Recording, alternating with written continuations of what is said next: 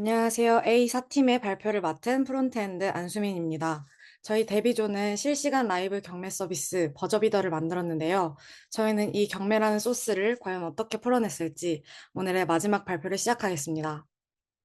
목차입니다. 기획 의도 뒤 시연 영상을 보여드리고 개발 방식과 기타 그 밖의 사항들 순서대로 진행하겠습니다. 가장 먼저 저희는 기존 온라인 경매 서비스들을 살펴보았는데요. 정보 전달과 직접 모이지 않아도 된다는 점은 장점이었습니다. 하지만 문득 실제 오프라인 경매장의 현장감을 웹에서도 느낄 순 없을까 하는 생각이 들었습니다. 그래서 저희는 온라인 경매의 접근성과 현장 경매의 몰입성을 융합하고 거기에 게임적 연출을 더해 무거운 분위기 대신 카툰 스타일의 디자인 컨셉을 잡은 방향성을 택했습니다. 저희 서비스에서 사용자는 라이브 경매에 참여해 입찰을 진행하고 다른 사용자들과 같은 경매품을 보며 같은 가격, 같은 순간을 함께 경험하게 됩니다. 다만 모든 사용자가 빠른 템포의 라이브 경매를 선호하지는 않을 수 있기에 일반 경매 방식 또한 함께 제공하고 있습니다. 다음으로 시연 영상을 보여드리겠습니다. 회원가입부터 진행하겠습니다. 이메일 인증번호를 입력하고 비밀번호와 닉네임을 입력하여 회원가입을 완료합니다. 방금 가입한 정보를 기반으로 로그인을 마치고요. 가장 먼저 사이드의 경매방에서 라이브 경매방을 탐색하겠습니다. 여기 써져 있는 번호가 방의 인덱스 번호인데요. 눈에 먼저 들어오는 1번 방에 입장해 보도록 하겠습니다. 여기 상단에 지금 들어와 있는 라이브 경매방들이 탭으로 표시되고요. 지금 1번 방뿐만 아니라 다른 방도 동시에 들어가 보겠습니다. 모든 라이브 경매방은 시작 10분 전부터 입장할 수 있으며 9시, 9시 반과 같이 30분 단위로 시작됩니다. 지금 이렇게 보유한 비즈가 부족하여서 먼저 충전을 해주도록 하겠습니다. 이렇게 30만 비즈가 충전되었고 마침 이제 정시가 되어서 첫 번째 물건의 경매가 시작되었네요. 제가 갖고 싶었던 이대호 사인볼이니 적극적으로 입찰해 보겠습니다. 이렇게 입찰에 성공하면은 유저 닉네임과 입찰 금액이 표시됩니다. 경쟁이 치열하네요. 안 되겠어요. 60만 비즈의 쐐기를 받겠습니다. 이쯤에서 1번 방의 상황을 잠시 살펴볼게요. 여러 물건이 같은 시간대에 다른 경매방에서 진행되기 때문에 제가 노리는 물건의 순서를 잘 확인하였다가 두 경매방을 왔다 갔다 하는 모습입니다. 다시 2번 방으로 돌아와서 제가 마지막 입찰자로 마무리되었군요. 낙찰에 성공했어요. 이제 성공했으니 이 방은 잠시 접어두고 1번 방에서 여섯 번째 이 개코 인형을 노려보겠습니다. 여기서 잠깐 보증금 제도를 설명드릴 건데요. 라이브 경매는 입찰금의 20%만을 차감한 뒤에 낙찰 후불 시스템으로 운영됩니다. 덕분에 긴박한 상황에서 유저들이 당장 충전해놓은 비즈가 부족할 때에도 최대 5배까지 입찰할 수 있습니다. 자, 이제 제가 기다리는 마지막 물건 개코가 시작됩니다. 제가 이번에도 낙찰에 성공할 수 있을까요?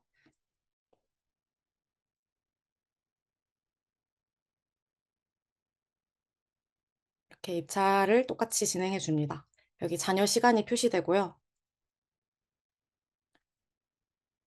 예상보다 치열하게 흘러가고 있습니다.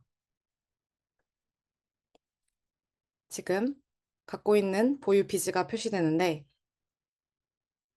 점점 가격이 올라가서 제가 보유한 비즈 6만 비즈의 5배인 30만 비즈를 넘기자 이렇게 잔액이 부족하다고 실패한 로그가 뜨게 되었습니다.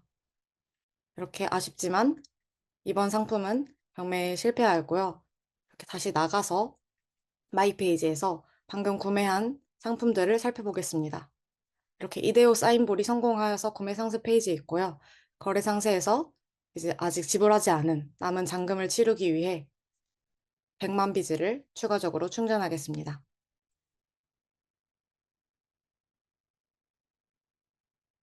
이렇게 충전이 완료되었고요. 다시 구매 페이지에서 방금 하지 못했던 거래 상세 페이지 들어가 결제를 마무리해 주도록 하겠습니다.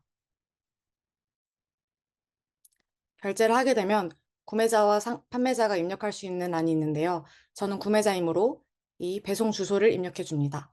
그렇게 되면 이 배송 주소가 판매자에게 넘어가게 되고 판매자는 물품을 붙인 뒤에 송장 번호를 입력해 주게 됩니다.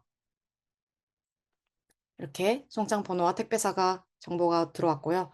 그러면 저는 이제 물건을 받은 뒤에 문제가 없다면 구매 확정 버튼을 눌러 구매를 확정시킵니다. 이렇게 다시 들어가서 구매 탭에서 구매가 확정된 상태로 변경된 걸 확인할 수 있고요. 이번에는 라이브 말고 일반 경매를 확인해 보겠습니다. 이렇게 카테고리별로 나누어져 있는데 이 중에서 하나를 들어가 보면 네, 상품이 궁금해서 판매자에게 질문을 넣어 보겠습니다.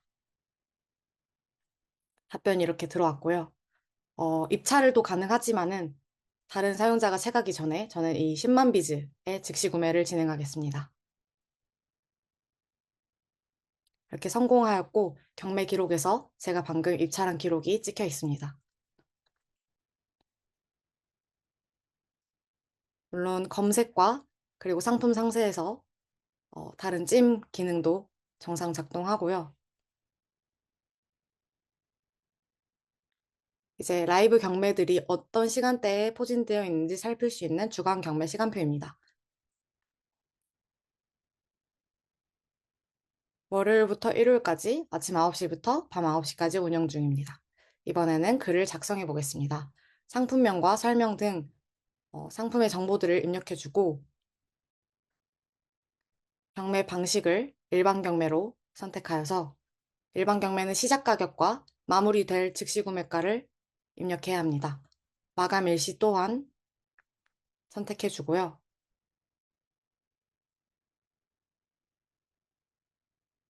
이렇게 일반 경매 상품을 등록했습니다. 이제 반응을 기다려 보겠습니다. 어떤 사용자가 알림을 보냈습니다. 이 알림을 클릭하여서 채팅에 들어가 보았습니다. 문의해온 상품에 대해서 성의 있게 답변을 해주었습니다. 이때 또 다른 알림이 왔군요. 들어가서 확인해 보니 방금 그 판매한 물건이 판매 완료되었다는, 즉시구매로 판매 완료되었다는 알림이 왔습니다. 경매 기록을 살펴보면 제가 설정해 놓은 즉시구매가 50만 비즈에 판매되었고요. 이걸 똑같이 이번엔 판매 탭에서 확인해 볼 수 있습니다. 이번엔 판매자 입장으로서 송장 번호와 택배사를 선택하고 정보를 기입하면은 판매가 완료되었다라는 알림이 찍히게 됩니다. 이번에는 라이브 상품을 등록해 보겠습니다. 똑같이 위에 상품 정보들은 같이 기입해 주고요. 라이브 상품은 시간표를 통해서 시간을 선택할 수 있습니다. 이렇게 아까 보았던 시간표 모달을 띄워서 자기가 진행하고 싶은 방을 선택해 줍니다. 이렇게 성공적으로 등록이 되었습니다. 마지막으로 마이 페이지 프로필에서 프로필 이미지와 그리고 기본 배송지가 될 정보들을 넣어주겠습니다.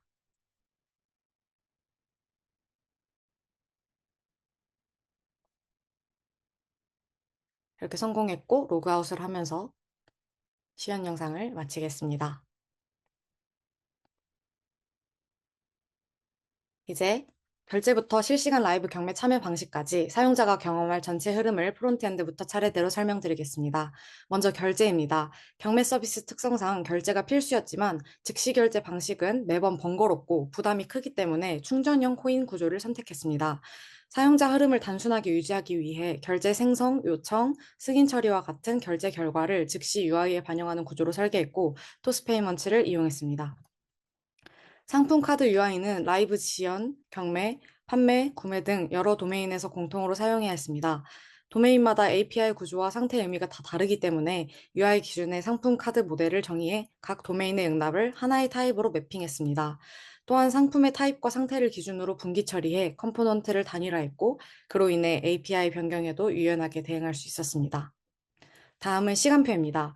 라이브 상품은 모두 특정 날짜 시간 슬롯과 특정 경매방에 귀속되기 때문에 글 작성 시 입력한 시간 정보를 시간표와 경매방 데이터에 반영해야 했습니다. 이 과정에서 탄스택 쿼리를 사용해 데이터를 서버 상태로 관리했고, 현재 시점에 따라 노출 여부가 달라지는 부분은 클라이언트에서 시간 비교 로직으로 처리했습니다.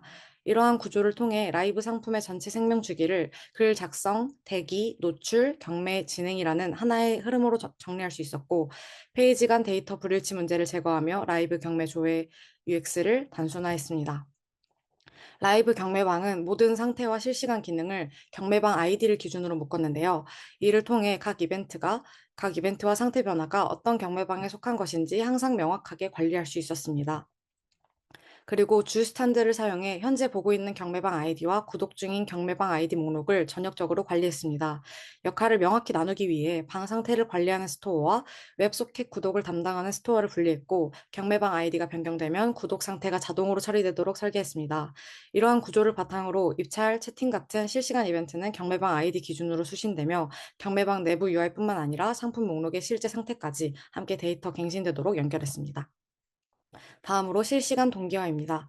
채팅 또는 입찰이나 상품 변경, 경매 시작처럼 상태에 영향을 주는 이벤트 수신을 받아 리패치를 통해 항상 서버 상태와 일치하도록 마무리했습니다. 이렇게 라이브, 방 구조, 상태 관리, 실시간 상호작용을 일관된 흐름으로 통합하여 구현했습니다. 다음으로 백엔드입니다. 먼저 화폐 관리 시스템은 DB를 메인 저장소로 사용하여 안정적으로 잔액을 관리합니다.